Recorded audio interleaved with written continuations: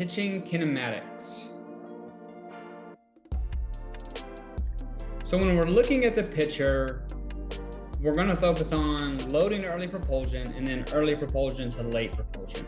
So just kind of talking about this first big global aspect is, can the pitcher get into their back hip? So you'll see the pelvis, sacrum, hip, ankle, everything. We're going to see it externally rotate, and then we're going to see it internally rotate.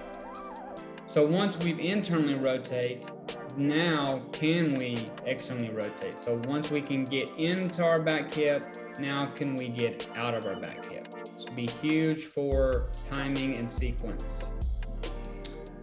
So starting off, we're going to see the wind up. So in the wind up, we're going to see setting loading phase prior to hand separation. The pelvis will rotate toward the throwing shoulder. The lead leg flexes to approximately 90 degrees, and at this point, there's minimal forces on the body. In our wind up, like we said earlier, we're going to need the ability to load the hip. So towards AFIR. So AFIR just means acetabulum femur, internally rotate and adduct. The foot position, we're going to want that tripod load, and this is going to help set up our sequence to the stride phase. In the stride phase, we get a lot of things going on here. So you're going to see separation of hands, ends at foot contacts. It's going to move the front legs towards the target. The stride length roughly going to be 83 degrees of the height. The lead knee will flex to around 45 degrees. The pelvis is going to open to roughly around 33 degrees, and then the stride foot close to again roughly around 15 degrees. So getting a little bit more specific, we're going to see stride initiated with stance leg, glute and glove side abdominal wall, hip from internal rotation towards external rotation and abduction, pelvis depression with rib cage stacked, thorax stacks over pelvis, glove side abdominal wall position helps position throwing arm, side, scapula, and shoulder in ideal position via contralateral rotation of the thorax. Requires transition towards rib internal rotation on glove side and relative rib external rotation on throwing arm side. It's a really good picture of Tim with that rib cage stacked over his pelvis. The other thing we're going to see in the stride is we're going to see hip extended abduction, AFERING from AFIR. The pelvis rotation leads to contralateral trunk rotation to create separation. So in this, when you're looking at the picture, or if you're the pitcher, can we remove slack like this so that we don't cheat to find tension? Because as soon as we cheat to find tension is when we either get hurt or we see performance go down from what it could be.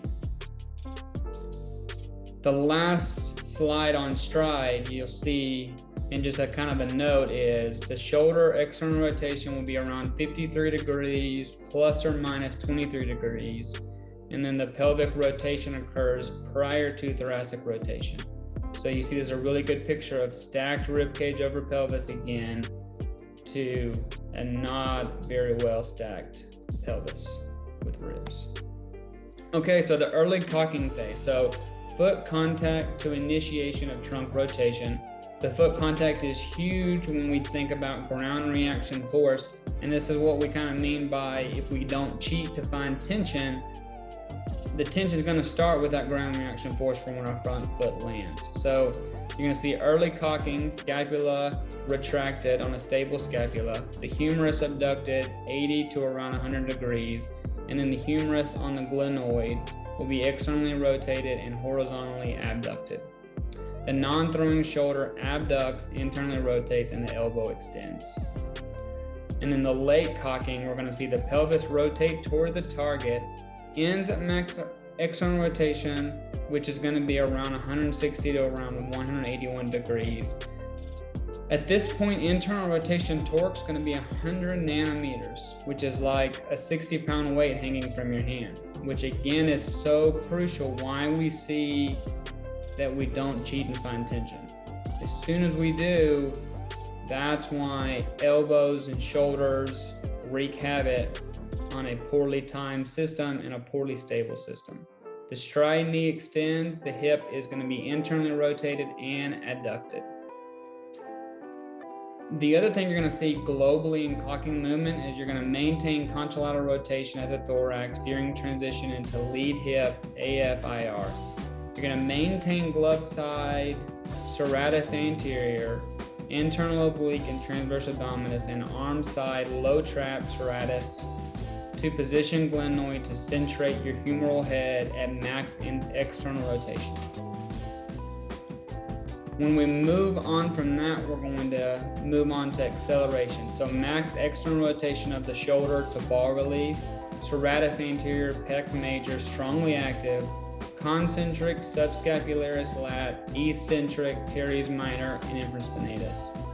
I put concentric and eccentric in here so we can make sure that we always focus on eccentric during our rehab, during our training. It's one of the biggest things neglected in rehab and performance. So acceleration movement, again, to drive through rotation, you're going to have the glove side supination, external rotation. The throwing arm will then pronate and internally rotate.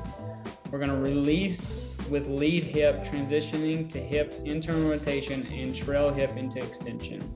The lead knee extension moment, co-contraction of lower extremity, release with forward trunk tilt. And then through the follow through and deceleration, the ball release to completion of motion, eccentric posterior rotator cuff, biceps active eccentrically to reduce distractions forces. Then you're going to see flex knee position. And with all of this is why we're going to see the dissipation of forces through the entire kinetic chain. This is going to lead hip towards internal rotation, knee flexion to extension, slight anterior trunk tilt. And that's going to wrap us up for our pitching kinematics.